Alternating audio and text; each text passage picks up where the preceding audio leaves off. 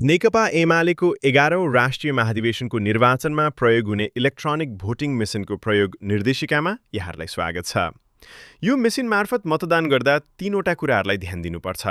पद, पदमा छान्नुपर्ने सङ्ख्या र उम्मेद्वारहरू। मतदान गर्दा उम्मेद्वारको नाम र तस्बिर भएको कोठामा औलाले टच गर्नुपर्दछ।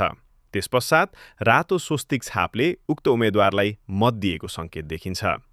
मतदान गर्दै गर्दा सच्याउनु परेमा स्वस्तिक छाप लागेको कोठामा फेरि औलाले टच गरिसकेपछि उक्त उम्मेद्वारबाट स्वस्तिक छाप हट्नेछ र उक्त मत अन्य कुनै उम्मेद्वारको लागि दिन सकिनेछ।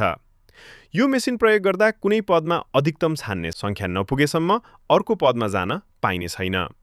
पहिलो पदको अधिकतम सङ्ख्या चयन भए पश्चात पछिल्लो पदमा जानको लागि स्क्रिनको दायाँतर्फको तलको बटनमा छुनुपर्दछ।